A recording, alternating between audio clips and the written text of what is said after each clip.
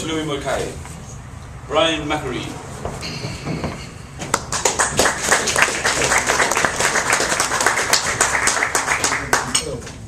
Hello.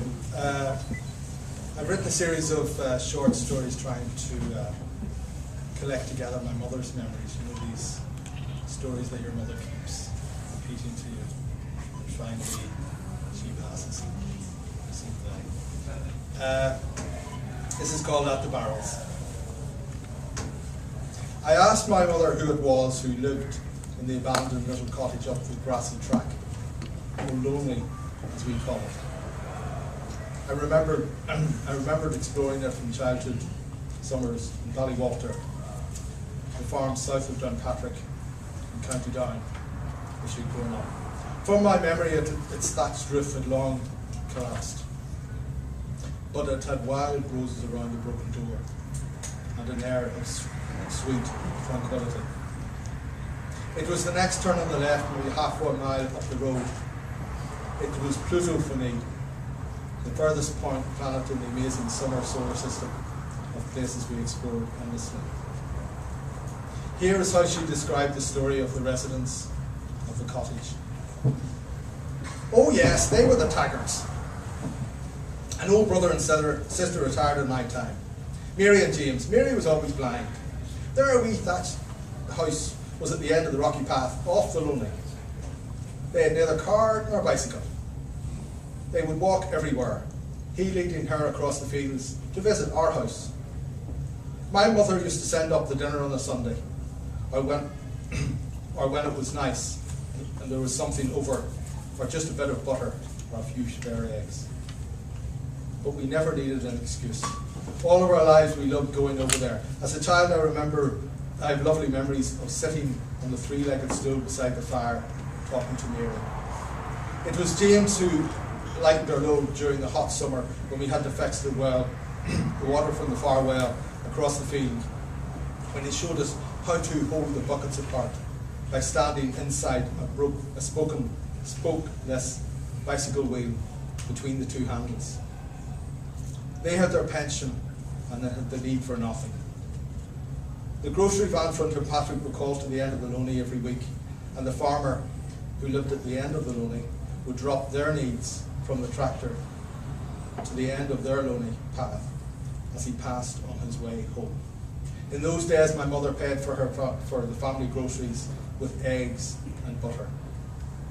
Came the day when James was doing something outside and he had a heart attack. Mary, Mary, he called. Come and get me, Mary. Where are you, James? She shouted from the doorway. I'm at the barrels, Mary. I'm at the barrels. She eventually made her way there, but sadly found James dead. She had to walk down the rocky path, down the long, rough, lonely she had never walked unaided, about a mile or more. She came to my mother's house at 9 or so at night, saying, James has died. He called me from the barrels. He's still there. I wasn't able to move him. He's at the barrels. Mary went into the Blinds home in Nazareth in Belfast. I heard the story from my mother when I returned from boarding school in Ballynahinch. But Mommy, I said, Mommy, why didn't you take Mary Taggart in? There was a long pause. She bit her lip, wiped her hands repeatedly on her apron, as she always did at times of great anguish and stress. And in a broken voice she said, it was your father. He wouldn't let me. So that was the end of James and Mary in the community. My own mother still remembers, some 70 odd years later, everyone repeating the phrase, and her younger sister in childhood games, I'm at the barrels, Mary. I'm at the barrels.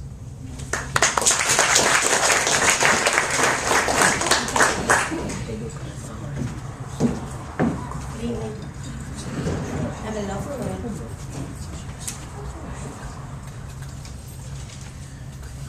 Called Transparent Hand of Love.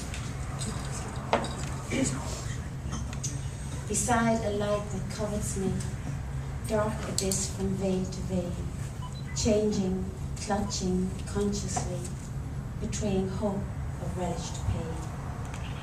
Truthful eyes share my thoughts of watchful gaze upon my soul. Vedana vaguely abandon me and let solitude of two unfold. Careless wind assault me, teasing pain unsure, drenching me profoundly with nature's depths obscure. Sheltered skin of peach-like touch, stiffening strength of faded doubt. Taste that spill among the grey thunder roars to whisper loud. Sleeve of daring gesture pierces blinding sound, rippling seeds of laughter, spilling dreams profound.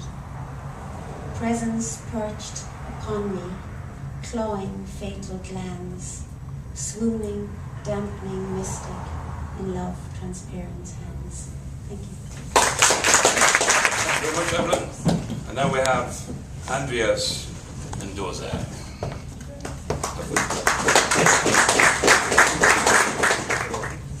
Good evening.